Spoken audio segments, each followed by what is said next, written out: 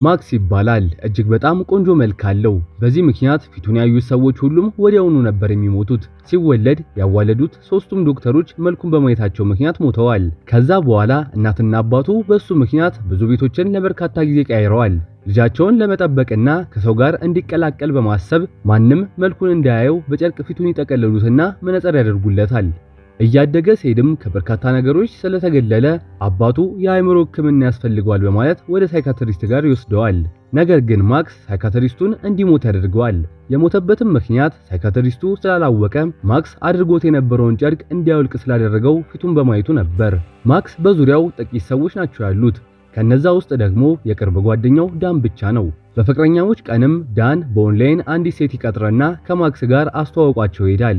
ማክስም ያዘጋጀውን ስጦታ ለልጅቷ ይሰጣታል። ነገር ግን በመሃል የልጅቷ የበፊት ፍቅረኛ ይመጣል። አብሯቸውም ይቀመጥና ማክስ ስላለው አስቀያሚ ገጽታ ይነግረዋል። ይቀልድበትና ፊቱን ጠረጴዛ ላይ የፈሰሰ ውሃ ውስጥ ይነክረዋል። በዚህም ምክንያት የማክስ ፊት የተጠቀለለበት ጨርቅም ይበሰብሳል። አብራው የነበረችው ሴትም ጨርቁ መበስበሱን ምክንያት በማድረግ ጥላው ትሄዳለች። ማክስም ተስፋ ይቆርጥና እያለቀሰ ራሱን ለማጥፋት ድልድይ ላይ ይወጣል።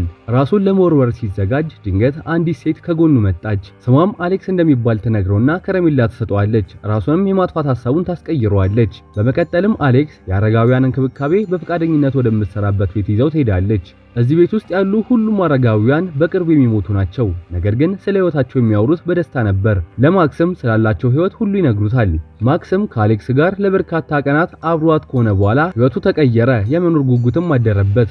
ማክስ በተደጋጋሚም አሌክስ በፈቃደኝነት ወደምትሰራበት ቤት መመላለስ ጀመረ።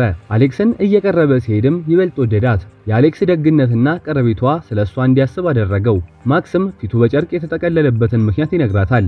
እሷም ጋዜጣ ላይ እንዳየችውና እንደምታውቀው ትነግረዋለች። በመቀጠልም አሌክስ የሷን ሚስጥር ታሳውቀዋለች። ይኸውም አሌክስ በጣም ስትደሰትም ሆነ በጣም ስታዘን የልብ ምቷ ይጨምራል። ይህ ደግሞ እሷን ለሞት የሚዳርጋት ነበር። ከዚህ በኋላ ሁለቱም ተስፋ እየተሰጣጡ መኖር እንዳለባቸው አሰቡ።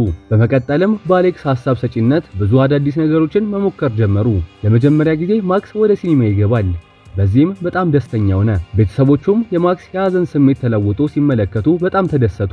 በተለይ ደግሞ ማክስ ፍቅረኛ ይዟል ብለው ስላልገመቱ ይበልጥ ደስ አላቸው። በቀጣዩ ቀን ማክስ አሌክስን ይዞ ፎቶ ለመነሳት ወደ አንድ ጫካ ይሄዳል። ፎቶ እየተነሱ በመሄድ ላይ ሳሉ አሌክስን ድንገት እጇን እንጨት ይቆርጣታል። ማክስም ፊቱ ላይ ካለው ጨርቅ በመቁረጥ እጇን ያስርላታል። ታዲያ ይህ ድርጊቱ የአሌክስን የልብ ምት በጣም ይጨምረዋል። ይህ ደግሞ አሌክስን ሊገላት የሚችል ነው።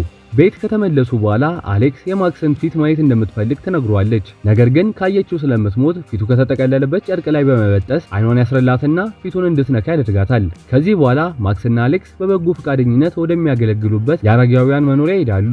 እዛም ሲደርሱ በእድሜ የገፋችው ሴት ልትሞት እያጣጣረች ነበር። አሌክስም ሴትየዋ በህመም ስትሰቃይ ማየት አልፈለገችም። ስለሆነም ለማክስ ቶሎ እንድትሞት እንዲያደርጋት ተጠይቀዋለች። ማክስም ትንሽ ካሰበ በኋላ ወደ ሴትየዋ በመሄድ ፊቱ የተጠቀለለበትን ጨርቅ ይፈተዋል። በዚህም ሰዓት ሴትየዋ የማክስን ፊት ካየች በኋላ ፈገግ ብላ አይኗ ወደ ነጭነት ይቀየርና ትሞታለች። ከቀናት በኋላ ማክስ ለአሌክስ ስልክ ቢደውልላትም ማግኘት አልቻለም። በተደጋጋሚ ሞከረላት፣ ነገር ግን ስልኳ የሚሰራ አልነበረም። በመቀጠልም ማክስ በብዙ ፍለጋ የአሌክስን ቤት ያገኘዋል። ለምን እንደጠፋች ሲጠይቃትም እሷም እውነቱን ተነግሯለች። ጤናዋ በየጊዜው እየተዳከመ እንደሆነ፣ ለዚህ ምክንያቱ ደግሞ ከማክስ ጋር ስትሆን ከመጠን በላይ ስለምትደሰት ልቧ እየተዳከመ እንደመጣ ተነግሯለች። ማክስም ትንሽ ካሰበ በኋላ ስትንቀሳቀስ ህመሟ ከቀነሰላት በማለት አብራው ወደ ፓርቲ እንድትሄድ ጥያቄ ያቀርብላታል።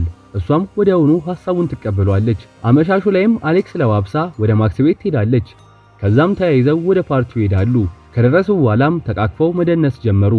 በዚህ መሃል ግን የአሌክስ ደስታ ከመጠን በላይ ስለሆነ የልብ ምቷ የጨመረና መድማት ጀመረች። ማክስ ተደናግጦ ቆሞ ሳለ ከዚህ በፊት ካፌ ውስጥ ተጣልተው የነበረው ልጅ ከጓደኞቹ ጋር በመሆን ይመጣና ማክስን ይይዙታል።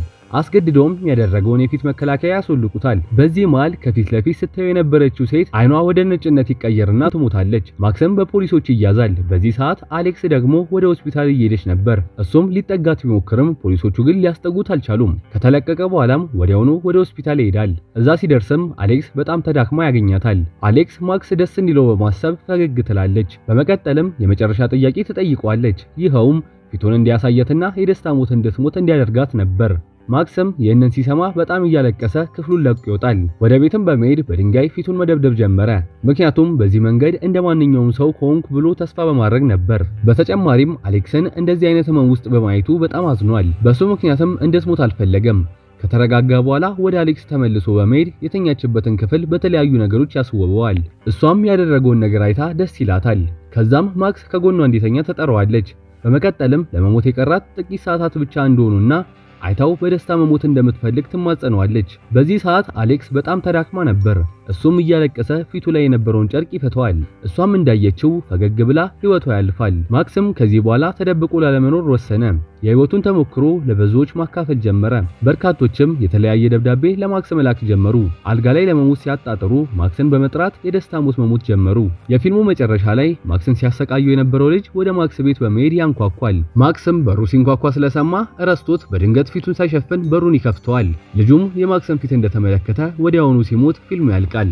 ውድ የቻናሌ ተከታታዮች ለዛሬ ይዤላችሁ የመጣሁት ፊልም ይህንን ይመስል ነበር። አንዳንድ ጊዜ በጣም አብዝተን የምንፈልጋቸው ጥሩ ነገሮች ከመጠን በላይ ቢኖሩን ምናልባትም ነፃነት ሊያሳጡን እንደሚችሉ ከዚህ ፊልም እንደተማራችሁ አልጠራጠርም። ፊልሙ ከተመቻቸው ላይክ እና ሼር ማድረግ አትርሱ። ለቻናሉ አዲስ ከሆናችሁ ሰብስክራይብ በማድረግ እንደዚህ አይነት ምርጥ የፊልም ትረካዎችን ማግኘት ትችላላችሁ። በቀጣይ እንዲሰራላችሁ የምትፈልጉትን የፊልም ርዕስ ኮሜንት ቦክስ ላይ አስቀምጡልኝ። በሌላ የፊልም ትረካ እስከምንገናኝ ሰላም ቆዩ።